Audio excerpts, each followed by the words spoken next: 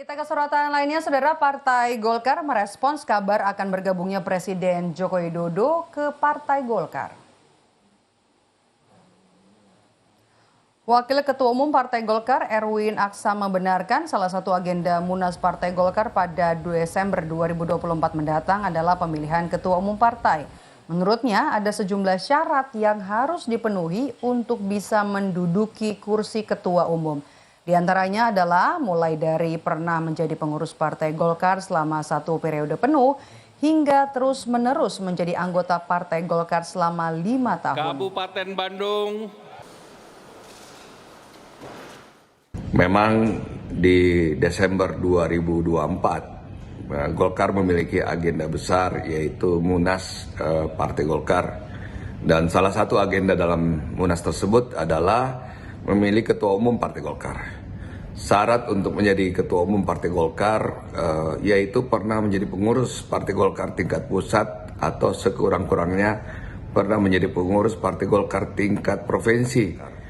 Partai Golkar memiliki meritokrasi, ya, jenjang karir sangat dihargai di Golkar, sehingga Golkar memiliki infrastruktur dan kaderisasi yang baik. Dan inilah yang sedang dibangun di Golkar.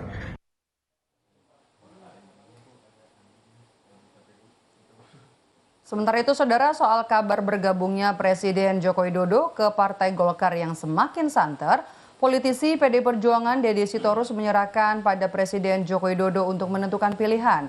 Menurutnya, kini hubungan Jokowi dengan PDIP sudah tidak seperti dulu lagi. Ya, Jokowi suka-suka dia mau jadi kader mana, kader siapa yang dia penguasa tertinggi. Hubungan bagaimana orang cita-cita dia menghancurkan PDIP kok masih ada hubungan, dari mana?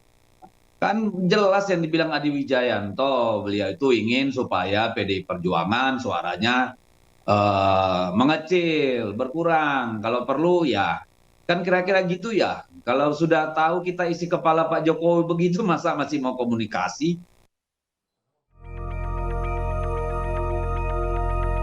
Isu Presiden Joko Widodo akan bergabung ke Partai Golkar kian kencang.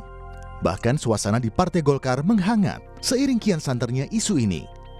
Perdebatan terutama soal aturan jika Jokowi gabung dan menjadi Ketua Umum Golkar. Tokoh senior Golkar yang juga Wakil Presiden ke-10 dan ke-12 Yusuf Kala mengingatkan untuk menjadi ketum ada tahapan dan aturan, minimal 5 tahun jadi pengurus. Ya, semua orang bisa bergabung ke Golkar. Tapi tentu dengan cara-cara bergabung aja boleh, apa tidak boleh. Menurut Bapak berarti Pak Jokowi tapi cocok ya Pak masuk Partai Golkar secara karakteristik begitu yang Pak JK? Ya, semua orang bisa, kamu juga bisa. Saya juga bisa Pak. Hah? Boleh, tapi untuk jadi pengurus ada aturannya. Kalau untuk jadi ketua atau jadi apa harus minimum 5 tahun, harus punya pengurus. Kabar Jokowi ke Partai Beringin dianggap sebagai hubungan simbiosis mutualisme. Erlangga dianggap berhasil memanfaatkan sosok Jokowi untuk mendongkrak perolehan suara Partai Golkar di pemilu 2024. Tidak bisa kita abaikan persoalan Jokowi efek itu tadi.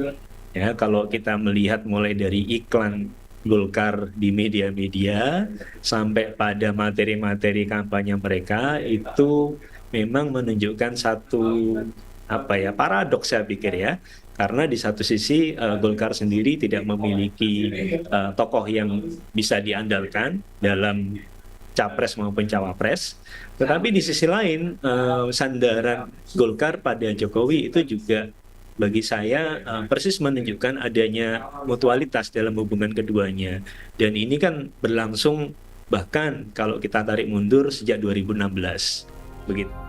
Presiden Jokowi memang tak mengiyakan bergabung dengan Partai Golkar. Tapi, Jokowi di berbagai kesempatan juga tak pernah membantah.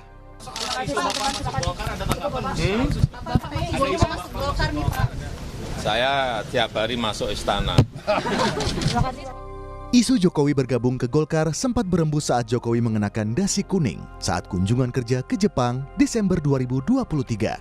Isu ini kian memanas saat Jokowi pamer kedekatan dengan mengundang Erlangga ke istana sebelum debat Pilpres terakhir. Dan kini, mungkinkah Jokowi meneduh di bawah beringin akan terjadi? Tim Liputan, Kompas TV.